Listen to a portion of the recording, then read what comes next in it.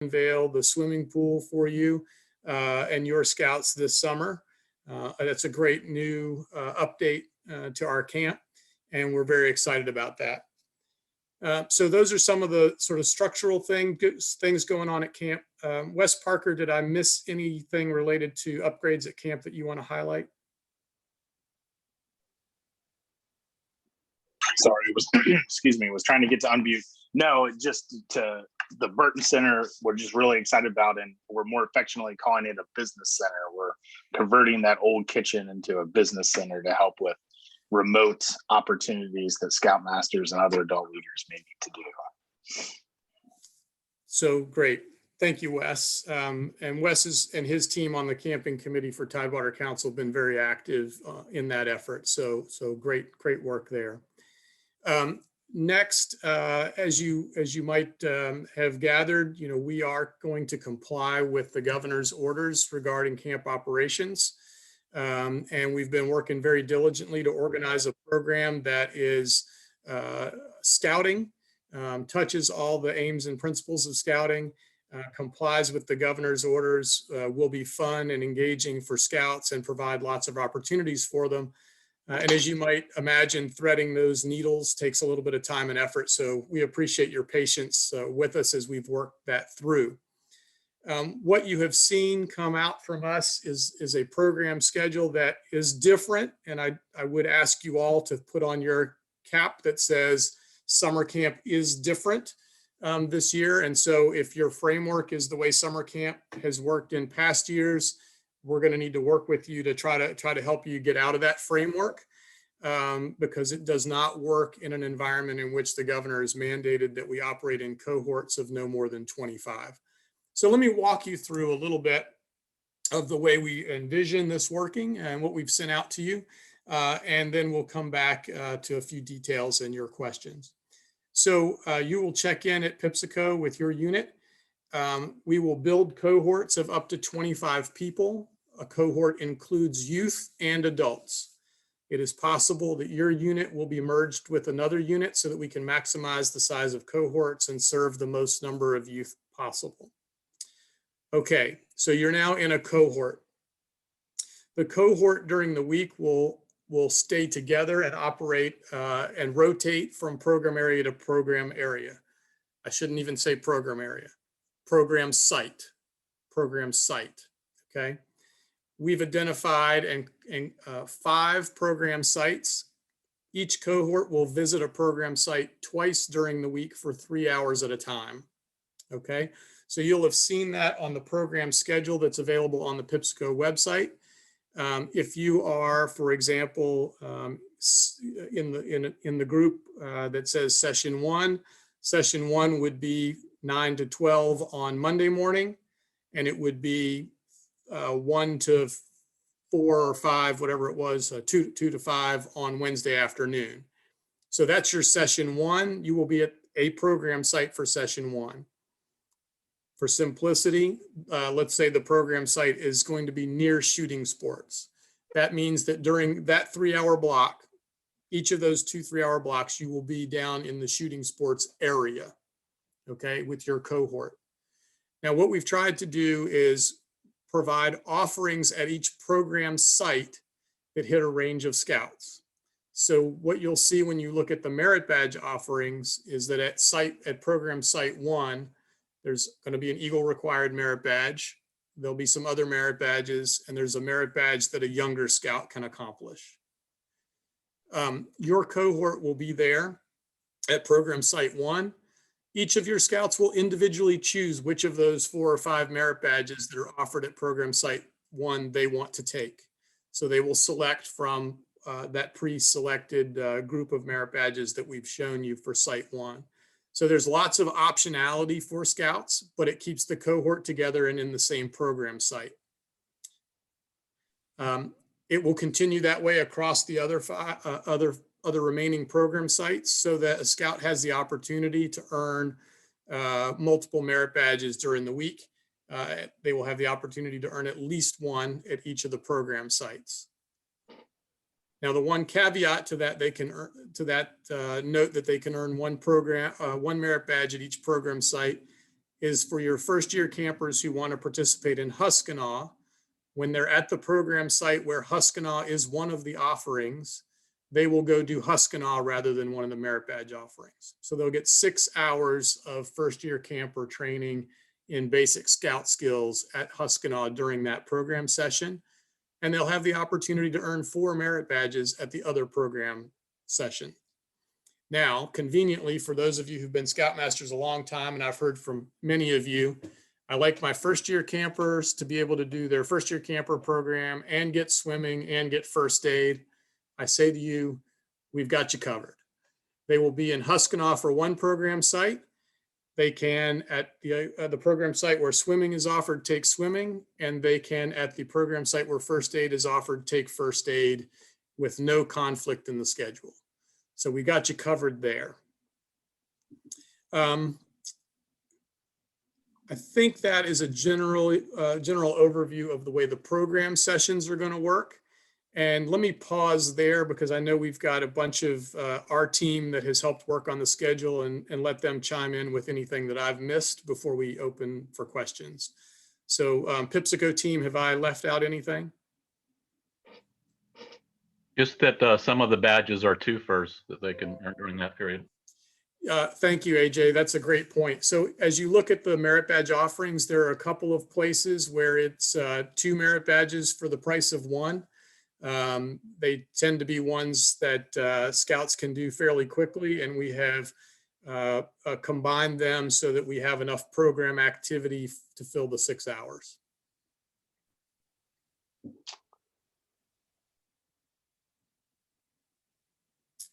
Okay. AJ, in the trading post, I'll just give a quick overview. The trading post will be open, as AJ said in his award-winning video that you've seen on the website. Make sure to bring your extra cash.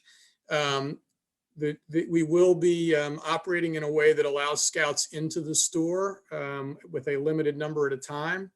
But we will also be have many products available for sale out the back window in order to both provide scouts opportunities to purchase things at the trading post while complying with the COVID limitations. AJ, any other details there that we should cover? No, just a reminder, I have a $10 minimum for credit card purchases. So if you've got scouts that parents like to give them a credit card, I hate to see scouts buy a bunch of junk they don't need just to be able to use a credit card. So have them bring at least some cash for, soda purchases and stuff, so they don't have to go to $10 each time. All right, great.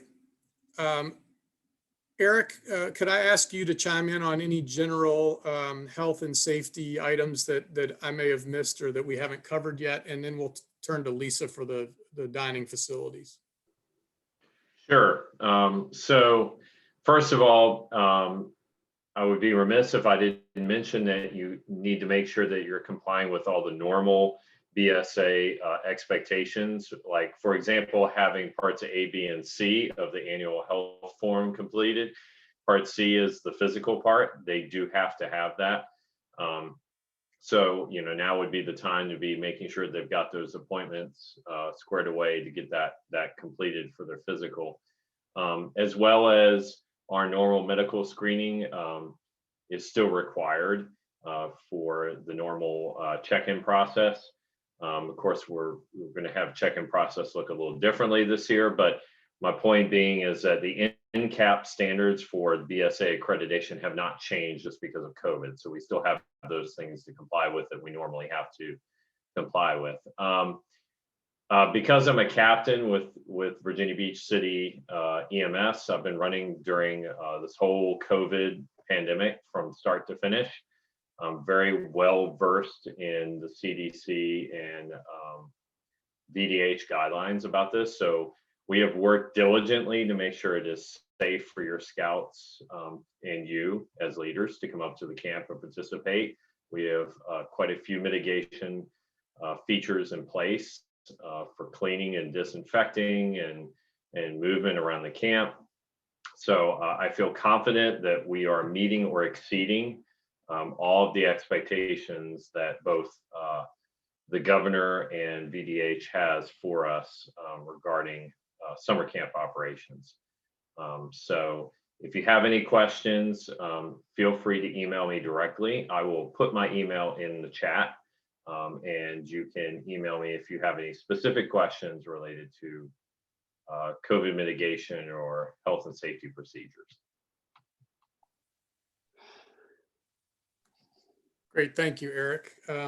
As we turn to Lisa to talk briefly about an overview of dining facilities, you will notice in the chat that we've been filling up the chat with the links to the FAQs as well as the merit badge offerings and the letters from the camp director. So the links are all there to go to the special site where we are posting all that information for your benefit. Lisa? Thank you. Appreciate that, John. Things are going to look a little bit the same in the dining hall for those of you who've been to Pipsico before, and a little bit different. We're going to seat everybody as cohorts. There's probably going to be 2 seatings per meal. We'll work out the details of those as we get closer to camp. We're still going to use waiters. As long as the waiters are up and moving around, we will ask that they wear masks. Other than that, meals are still going to be the same. We're still going to serve family style. Salad bar, per the governor, is not going to happen, but we will send salads to the tables as like a house salad, with the possibility of sending some extra things you can add to your salads. Salad dressing will be sent to the tables for each cohort, so you can pass those around in the cohort. Coffee will be supplied for the leaders to the tables, so don't anybody panic. We are still going to have coffee. I'll be hanging out here for questions as the evening progresses here. But if anybody has any, just either type them in or save them till John asks for questions. Great, Lisa, thanks. And thanks for all the work you've done to get us ready to have food service at camp. I know you've put in a lot of extra work. Okay, before we open it up to questions, I don't know that I've called on Christy Cooper or Rick McElrath, our waterfront director, but Christy and Rick, if you all have anything to share with the group before we turn to questions, let's do that now, please.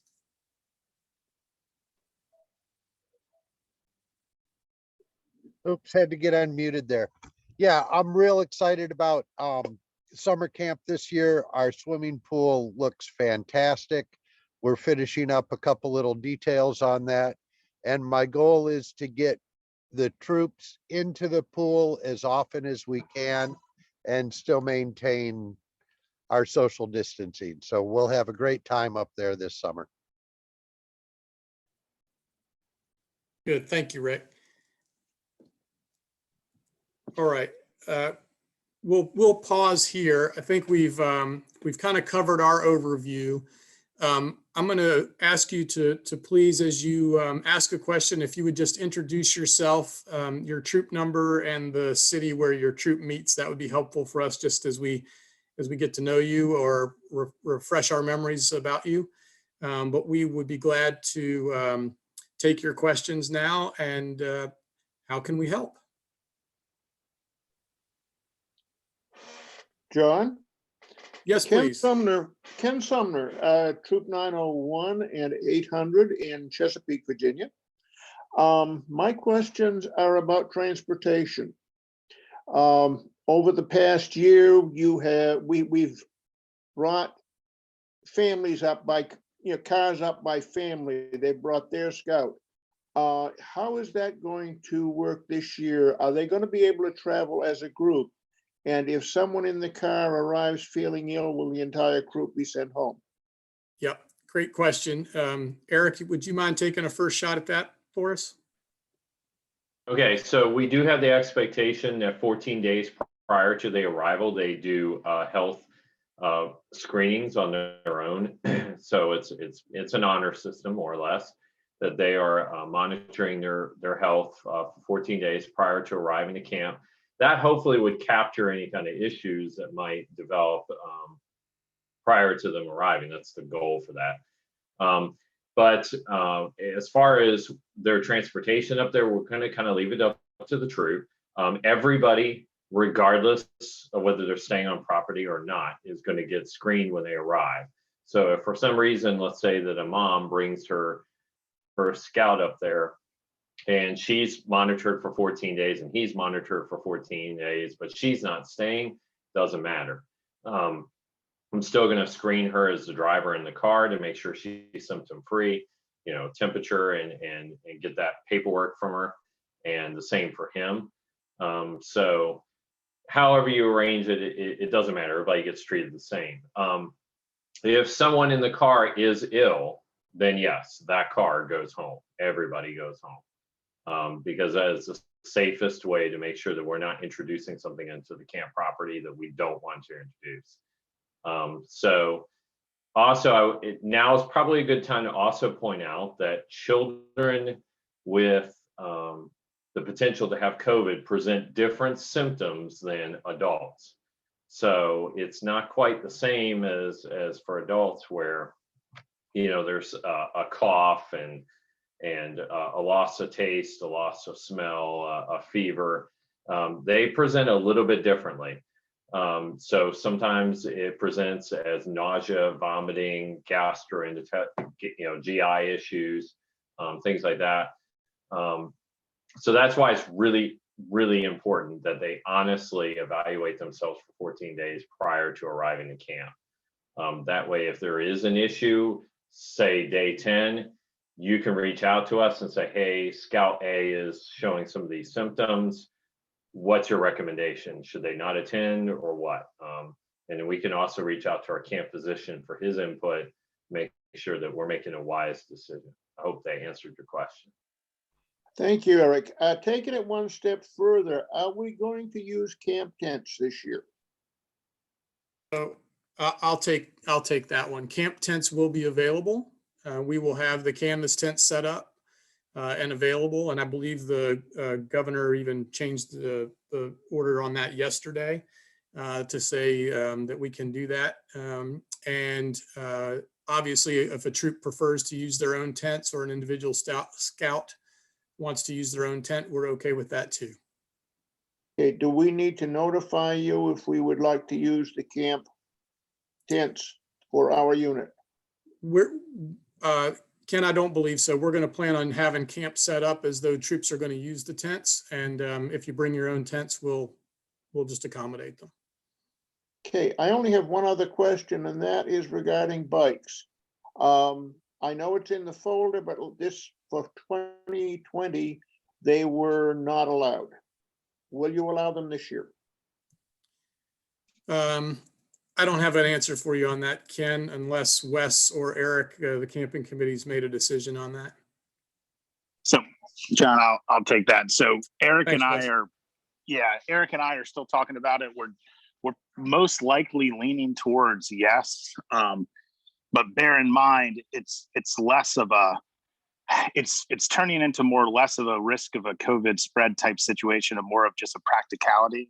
So for example, they will have to wear masks while riding their bikes. So if they're sprinting through camp on their bikes and getting short of breath and that type of thing, we don't want to be encouraging situations where they're outside of their cohorts and they may be, encouraged to remove their mask. So we're still working through that, and we'll get a more direct answer here soon.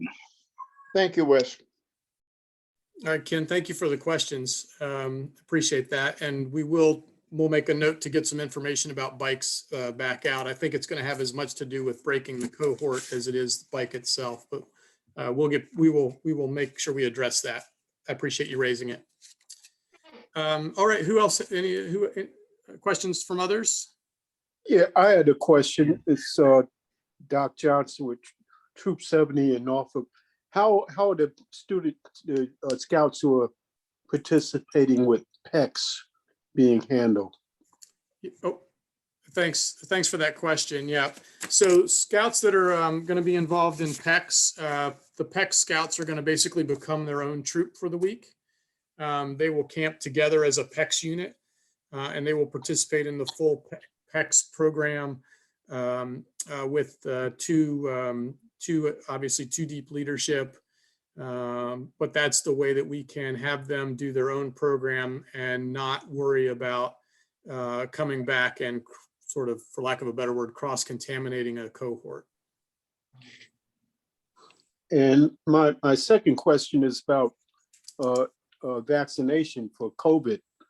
16-year-olds will be are eligible now for the vaccine. Are you encouraging the 16-year-olds and older to be vaccinated before they come to camp, including adults? Yeah, thank you. I am encouraging the staff 16 years and older to get vaccinated if they're so inclined. We would welcome, and I think from my personal point of view, that is the best thing for society, is that people get vaccinated. And obviously, that is their personal choice. But as far as staff is concerned, I've already communicated with staff once, encouraging them to get vaccinated, because they've actually been eligible longer, because the CDC has included summer camp staffs under the education component now for several weeks. So as far as staff is concerned, highly encouraged. And as far as your units and your scouts, we would encourage them to use their discretion. But if it's not the vaccine, I don't know what gets us out of the pandemic. Yeah. Are you putting any communication out to people who are registered that you're encouraging vaccination with 16-year-olds and older? We have not to date, but we can look into that. Okay. And I appreciate that feedback.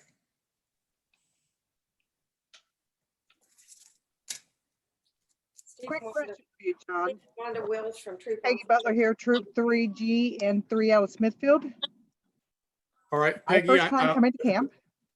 Great, Peggy. And then I saw, and the only name on my screen is Wills. Is that Correct. We'll come to you next, okay?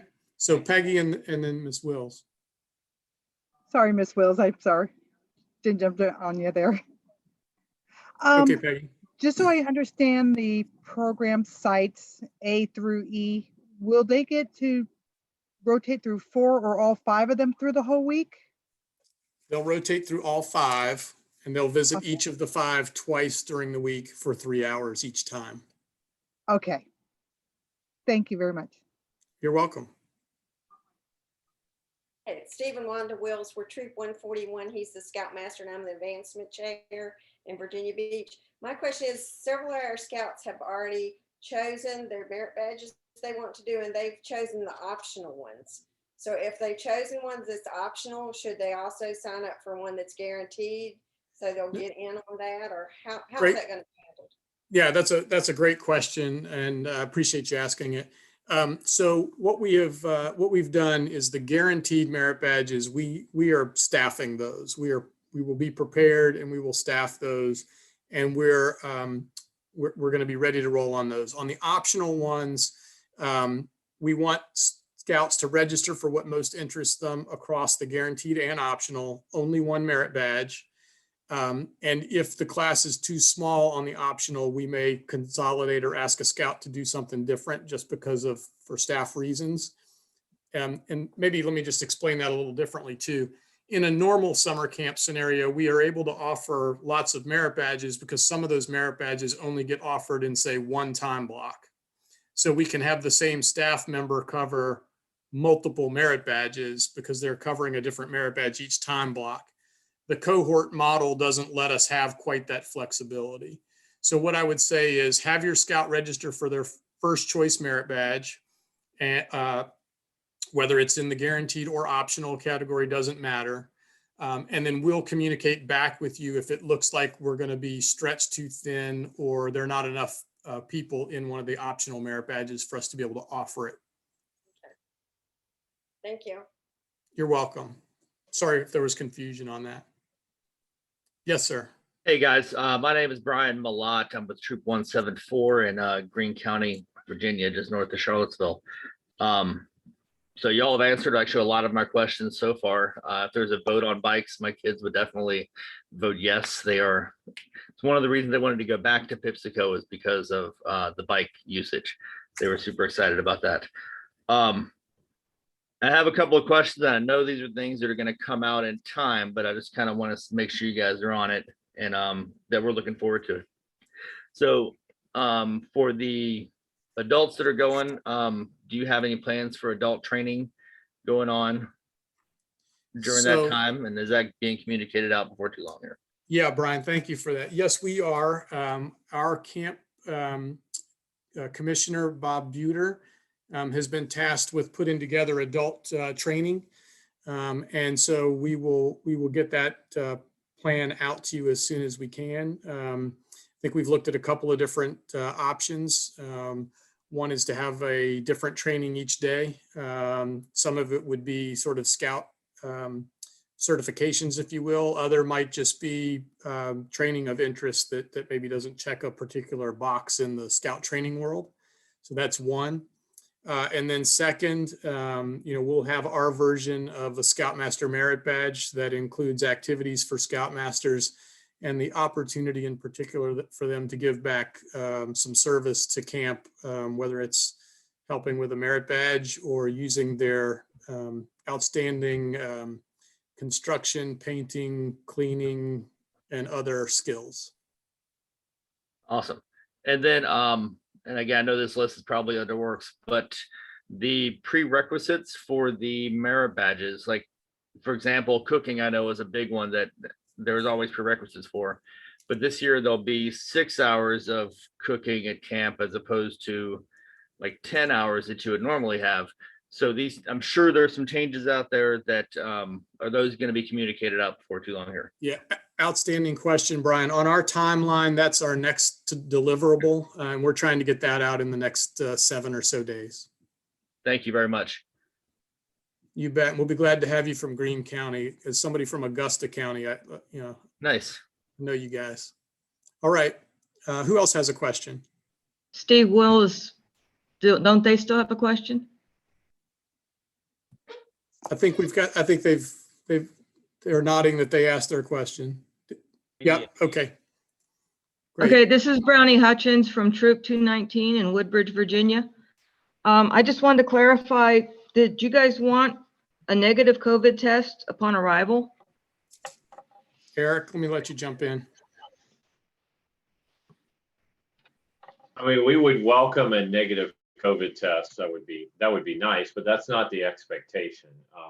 The expectation is that they self-screen for 14 days and that they take reasonable precautions to not get exposed during those 14 days prior to coming to camp. Not necessarily saying that they need to self-isolate or anything like that, but clearly, having a sleepover with 10 friends where they're not wearing masks is probably not a good idea in the days leading up to camp. So, we would just ask that they take reasonable precautions and self-monitor and bring that paperwork indicating that they have been monitoring for 14 days prior to coming to camp. The best thing to do, in all honesty, is to prevent the introduction of COVID into the camp as much as possible. And that's the way to do it. The problem with the tests, unless they take the PCR test, if they take a rapid test, the rapid tests are unreliable. So that's the one flaw with the testing is you have to make sure you take the right appropriate one. Otherwise, the information really doesn't help. Eric, follow-up question on that. Ken Sumner, Troop 901. Is there a form on the website for that self-screening prior to camp? We have the form. I don't know if it's been posted yet. That would be a Mr. Shive or Wes Parker question. Yeah, we do have a it's form. Yeah, we have a form. It's not posted yet, but it will be, and we're also going to be emailing it out to everybody. Great, thank you. Thank you for those questions. I appreciate it. It looked like Gretchen Ham was trying to ask a question. Maybe Gretchen, did I get that right? You're close. I'm from Troop 368 in Newport News, Virginia. And this is actually my first time doing summer camp with the Boy Scouts versus Cub Scouts. So I'm all new to this. when will they be able to sign up for the merit badges? Is there a date? Yes, thank you for asking that question. And I'll refer you to the second camp director letter that's posted on our website. It addresses that question, and the answer is April 23rd. Okay. And then the other question I have, I think is actually typed into the chat earlier. Will kids be in their own tents, or will they be able to go to a tent?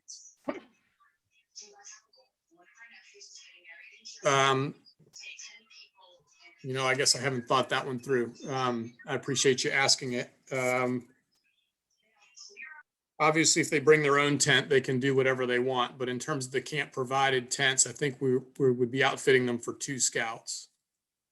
Correct, John. We are. Thank you, Wes.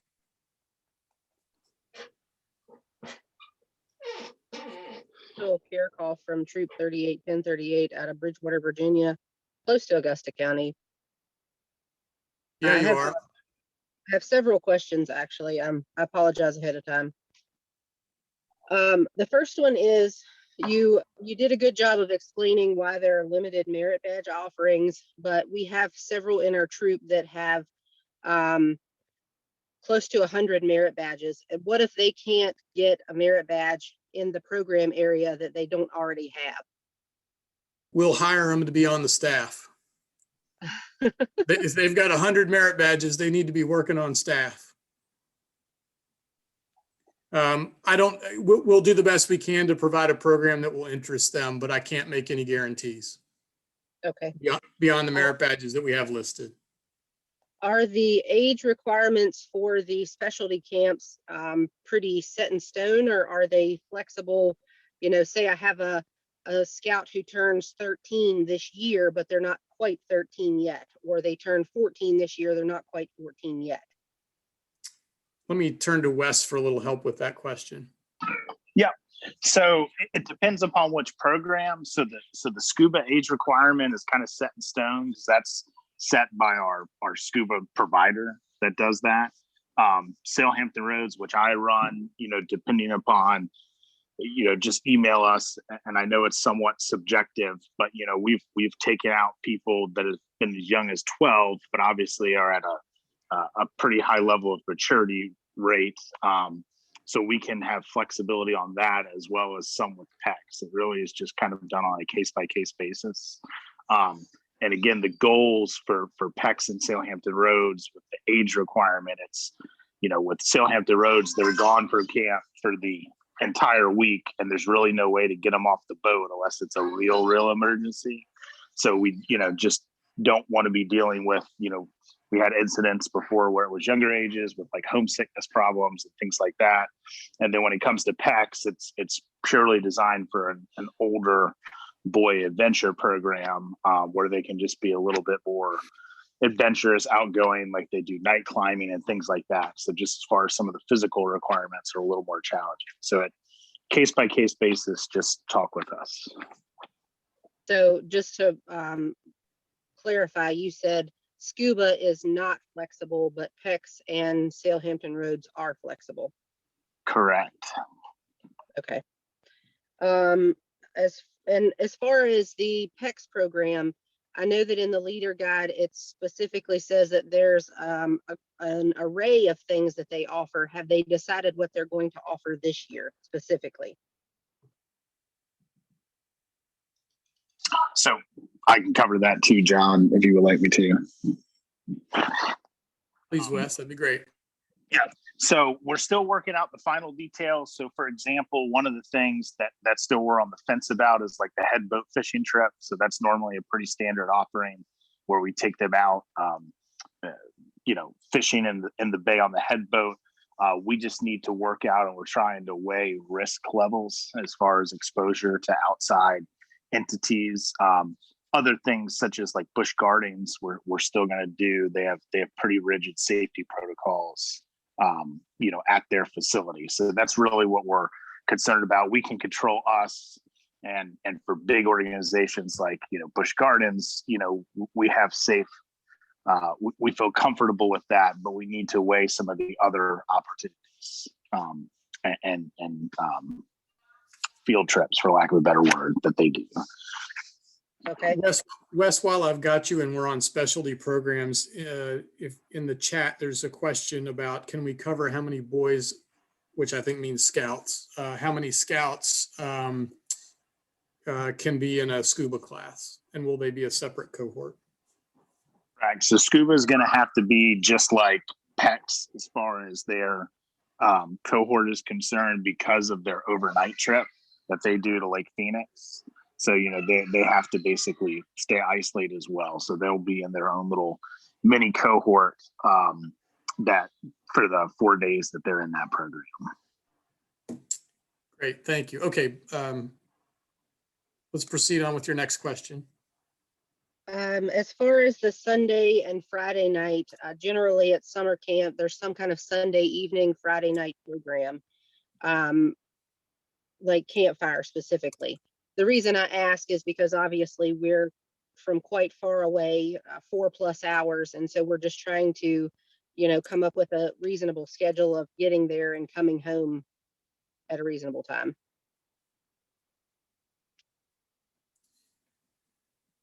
Run that by me one more time. Will you have a Sunday campfire, Friday campfire? Oh, yes. Yeah, we're going to run a full scouting program. So yeah, we will have an opening campfire and a closing campfire program. And so how do you do that with the cohorts? Just the same way we do dining hall, which is that we will spread the cohorts apart from one another. Okay. Do you have a list somewhere of the things that are covered in the Huskinall program? We have some newer scouts that have covered, you know, certain things up to this point in their scouting, but they're considering Huskinall if they'll get some other things. So is there a list specifically somewhere that says what they cover? We have not put that out at this point, but we will put that out as part of the when we put out the prerequisites list for merit Okay. badges. Quick one again. Peggy, Troop 3 and 3G, Smithfield. Yep, Peggy. Is there going to be issues with changing out leadership midweek? Eric, as the health and safety officer, we've talked about that. Can you address that one? Well, so in an ideal situation, we would not have any changing out of folks, but we live in a real world and we understand that might end up being an issue. So the expectation is still the same, that no matter what, they're screening for 14 days, that they are more or less self-isolating, reducing their exposure, limiting their contact prior to arriving at camp. And when they do arrive at camp, obviously, let's say it's on a Wednesday, that there's a switch out, they would need to check in with me at the health lodge so I can collect the paperwork and do a screening as per the VDH guidelines before they would be allowed to enter the camp. Thank you. Great. Who else has it? Is there criteria? This is Crystal still from Troop 38, 1038. Is there criteria, specific criteria that will get you excused from camp as far as health and safety? You know, what are you looking for? A temperature of what? And Eric. So the screening form does go through very specific things like shortness of breath, fever, loss of taste, loss of smell, you know, the critical items. I will tell you, it's been my experience on the streets, in the ambulance, and in transporting COVID patients, picking them up, and things like that, that it's more of the general impression than anything else. So I've gotten pretty adept at identifying COVID symptoms versus, I'll give you an example. Someone who's having shortness of breath, they might have a shortness of breath because they have a history of asthma or a history of emphysema or something like that, or they might have a cough, but it's because they have allergies, and so they have postnasal drip, or they have, you know, so it's not limited to one symptom. It's more of the collection of symptoms and how they present. that throws up the warning that that is a potential COVID situation.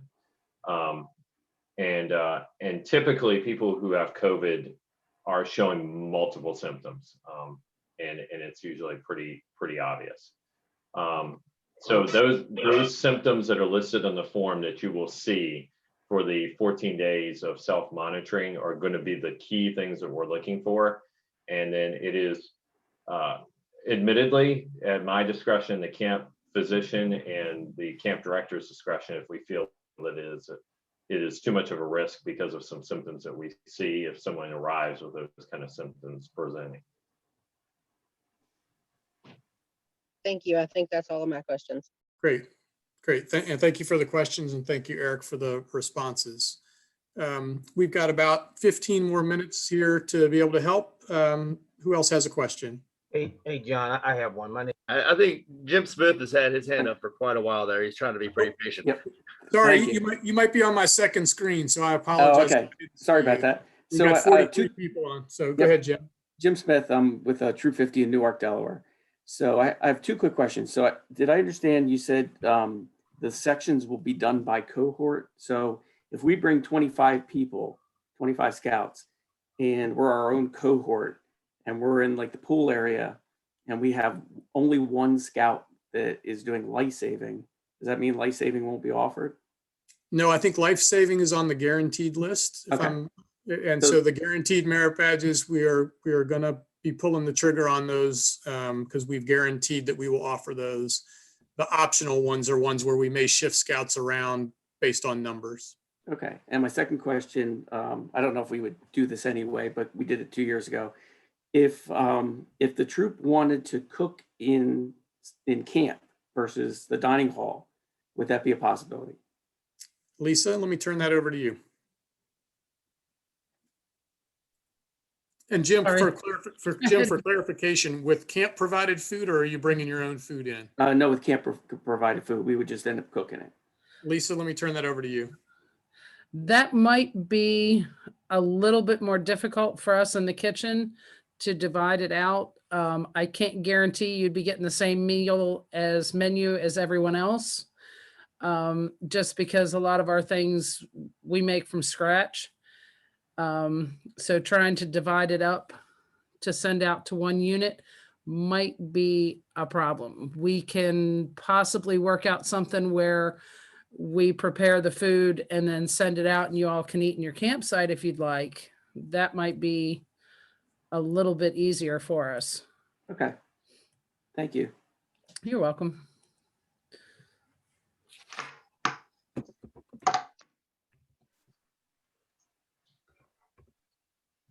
I've got two screens full of people, so I may be missing somebody. Is it Ernest? Did you have a question? Yes. Fire away, sir. This is in regard with the refund policy. My name is Ernest Hines. I'm with the committee chairman of Troop 102 in Dale City, Virginia. So if a kid or an adult tests positive, how does the refund work on that? I'll let you talk to some people who deal with money. So Wes or Christy? So as of right now, basically we just need to take things on a case-by-case basis. So our standard refund policy is anything basically after June 1st, which would be, somebody who probably tests positive for COVID within that time. There isn't a refund because we've already started purchasing food and program equipment and things like that. But again, these are extraordinary times. So just we'll have to work with you. And we proved that in 2020 that we worked with everybody to make sure that we do the right thing by everybody. So Okay. Just, yeah. Thank you.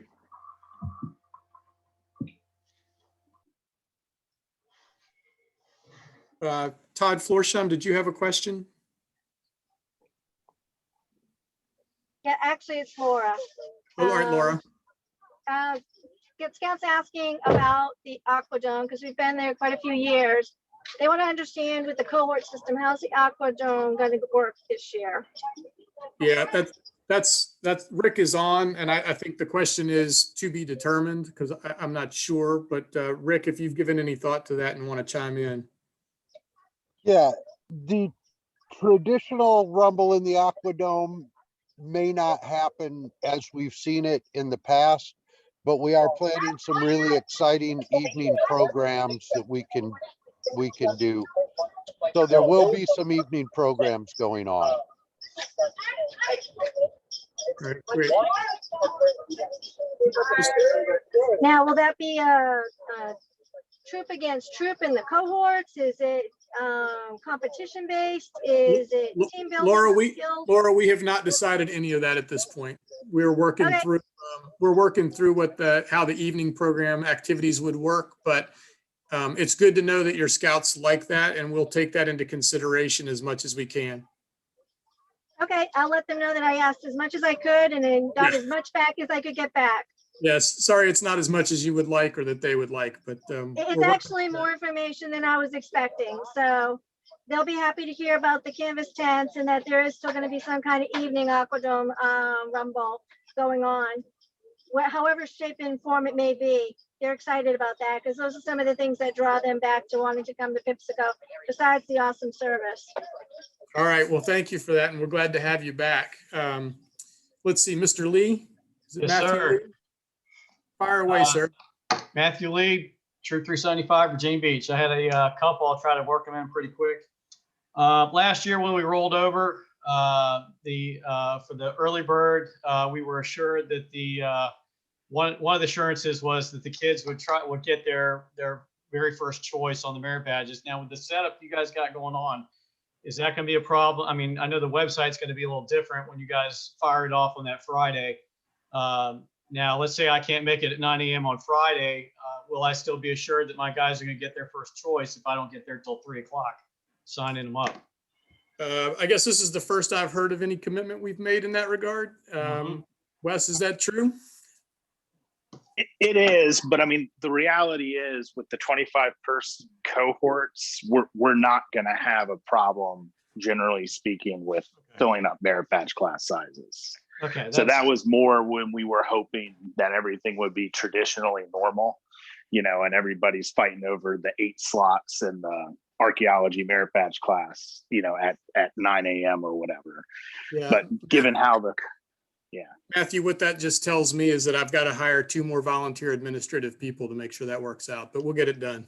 Well, no, I know it's going to be different on the website when we sign up. Normally we would sign up for, class 1, class 2, and it's different this year.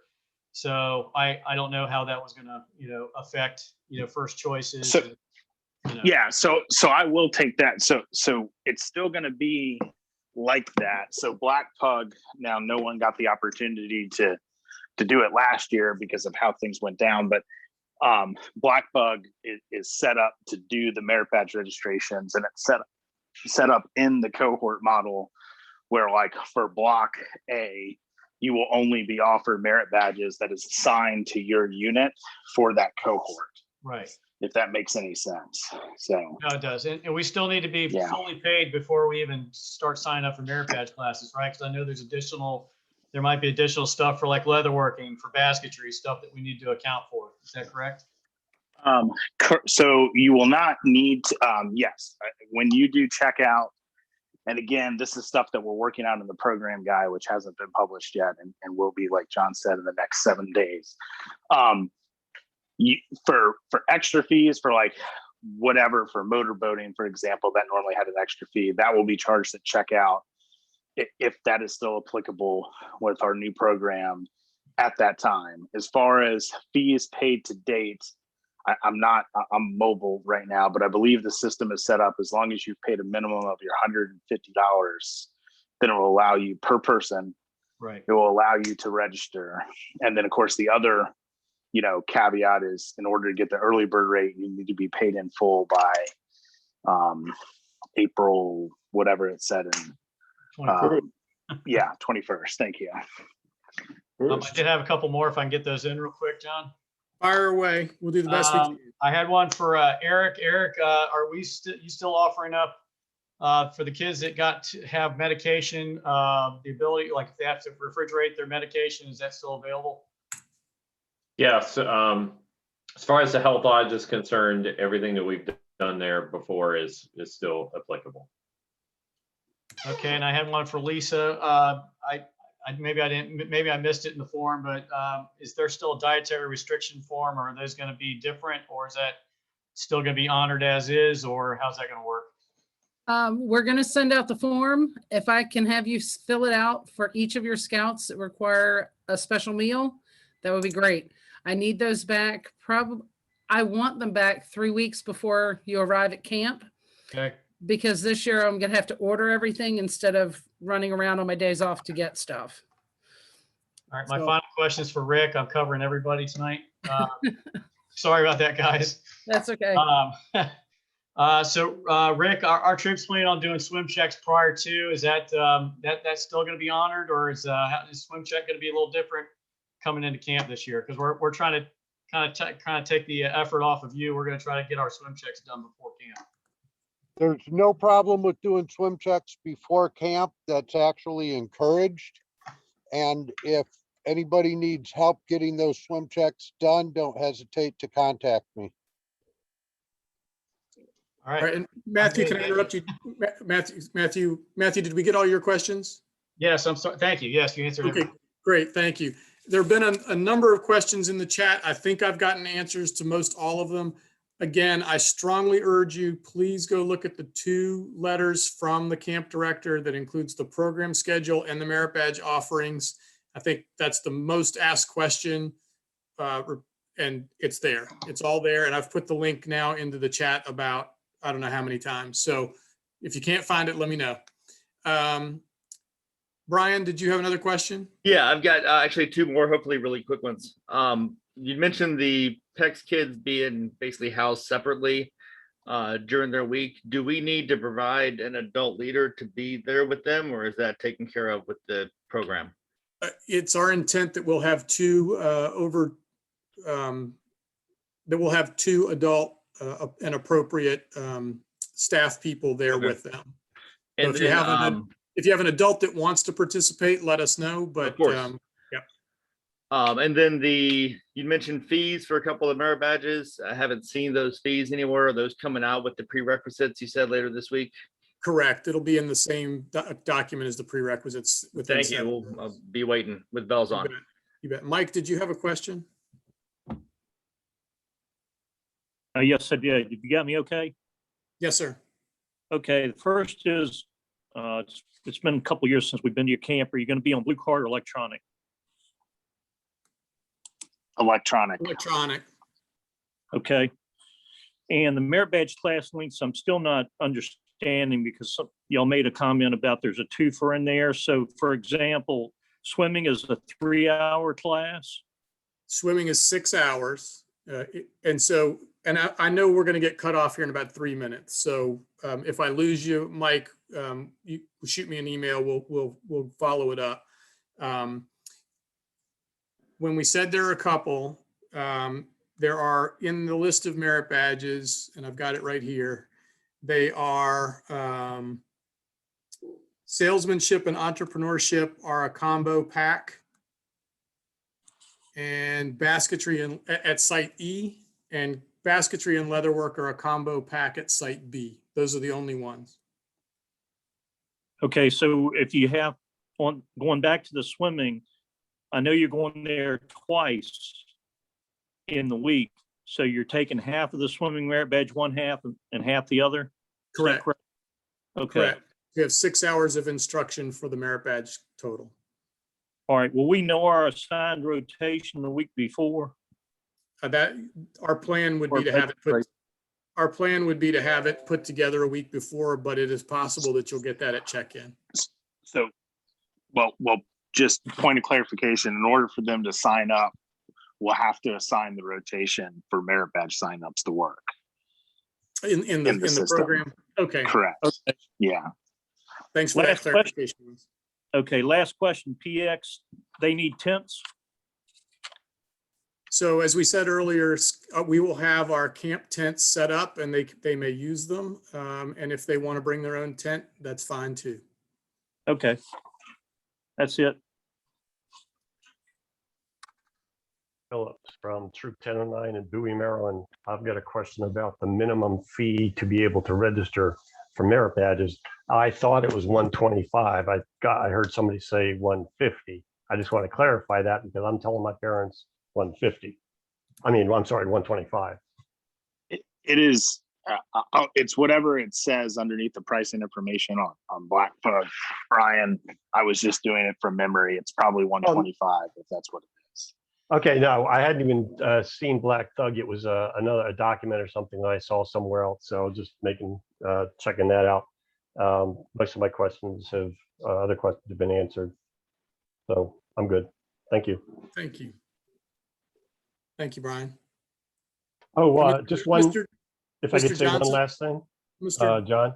real Yeah, quick. I'm sorry, Brian. Brian Phillips again. If anybody is thinking about doing Salehampton Roads, I'm a 3-time veteran and it is a fantastic program. Our troop has done it 4 times. It's been awesome every time. So you will enjoy yourselves and eat well.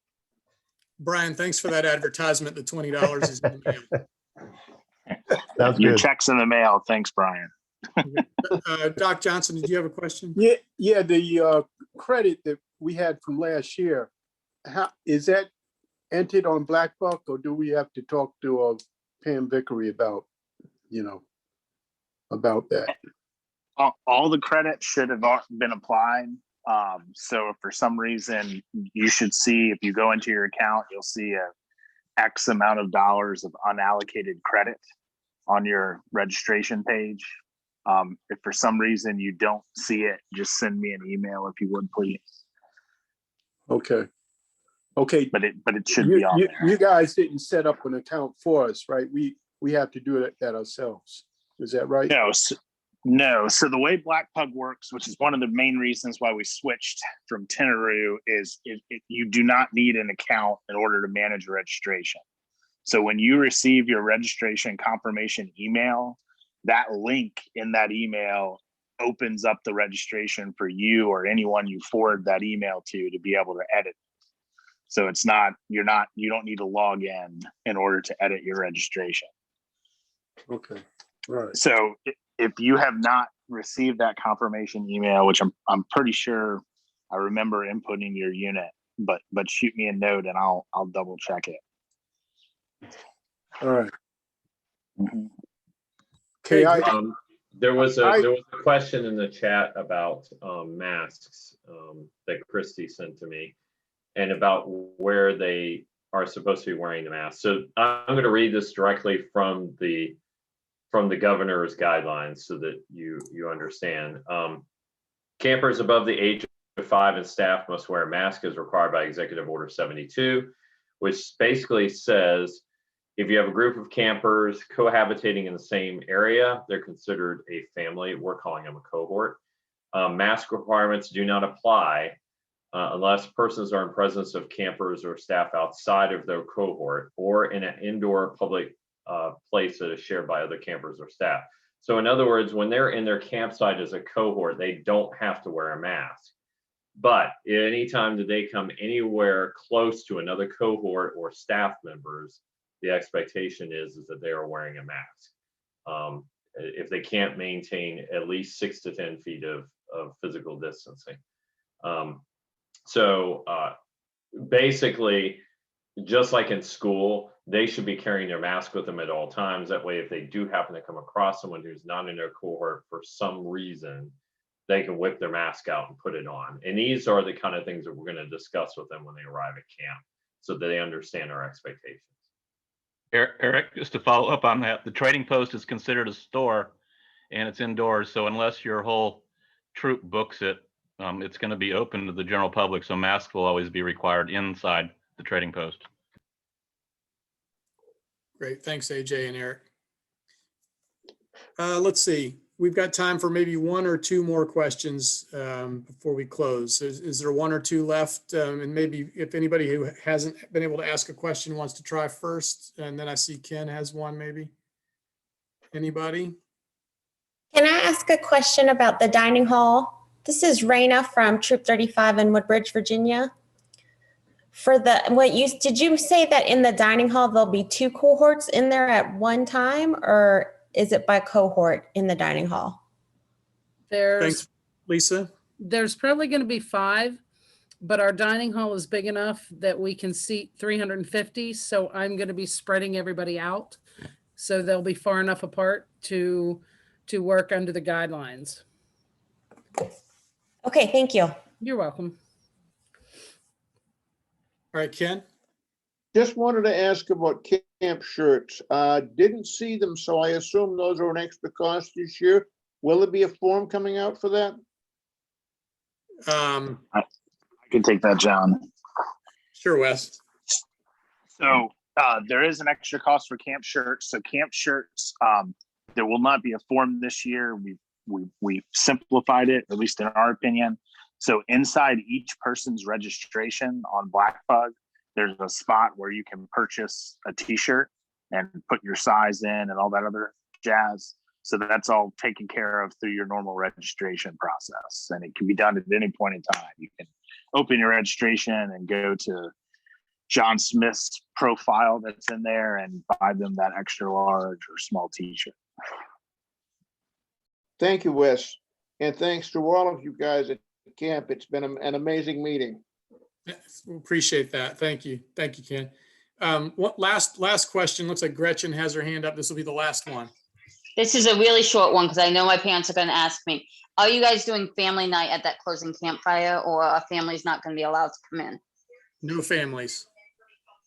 Thank you. I figured that, but Yep. No, but now you've heard it from us and you can blame us and you won't have to take the heat with your parents. So let me close here and just say thank you to all of you for, first of all, for what you do for all the youth in scouting. Second of all, for taking the time to be with us tonight and letting us try to convey some information to you and clarify any questions that were on your mind. And third, let me thank you for your flexibility and understanding. I want to commend like the whole team for Pipsico, Wes, Eric, Lisa, Rick, AJ, James Carroll, our whole senior team has been meeting, and they're putting in a lot of volunteer time to try to put together a program and to make this work. And I appreciate the way you all have respectfully asked questions and tried to understand what we're doing. And frankly, I've got 7 or 8 of the questions here that we know we need to follow up on. So it's been very helpful from our end to hear what's on your mind as well. So thank you very much. And may the great master of all scouts be with you until we meet again. We'll see you soon. Good night. Good night. Night. Thank you. Thank Wes. you. Wes still here? Talking Parker or Sherman? Oh, Wes, Parker. I think Wes is gone. Yeah, Parker jumped ship. Are you guys going to be asking me for a list of prices before you put out the what it's going to cost me to provide materials? Because I haven't been asked. We'll take that up separately, AJ. What Wes is referring to is Black Pug lets them put in that they want a shirt or not a shirt. And I don't know. I don't know whether Black Pug says the price or not. So we'll connect offline. Okay. Oh, John? See you tomorrow morning, John. Okay, Rick, I'll see you out there tomorrow morning. Do you need some volunteer? I do have some time on vacation that I could burn if you're looking for some extra stuff. Yeah, Wes, I'll take you up on anything you're willing to offer.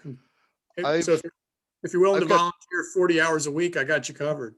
I got 3 weeks of vacation. One I'm burning with my troop, but if you get me a quiet place at camp with high-speed internet, I could work half days and stretch that out to 4 weeks up there with you guys. Okay. Let's connect offline tomorrow, Wes. Okay. Can you shoot me an email with your cell number or whatever, and we'll connect tomorrow offline. Yeah. Can you do that? J Scheib, JSCHEIB at pipsicobsa.com. Okay. All right, great. John, I forgot to share during our camping meeting, he offered to do some photographing while he's up there. Oh yeah. Oh, I'm the promotions sub chair. So the biggest headache I had was trying to update that video without any footage. So I'm taking it upon myself to get some footage. Attaboy, West. We'll take it. All right. All right. All right. I'll shoot you an email. I'm free after 5 most days. You have a Great. good I'll day, all talk right? to you tomorrow. Sounds good. Mike, did you have a question? You're on mute, Mike. You're on mute. No, thank you. I was just late dropping off. I was late getting in and just picking Okay. up the last of everything. Thank you No very much problem. for everything you do. You bet. Thanks for all your help. See you, Ken. Okay. All right. Good job, guys. Thanks for the help. Awesome job. You guys did a great job. Eric, thanks for fielding those questions I was sending you as they were coming in. I appreciate that. No worries. It's what I'm here for. And Christy, somebody did ask me, they saw that it was being recorded. Are we going to post the recording somewhere? You know what? And I should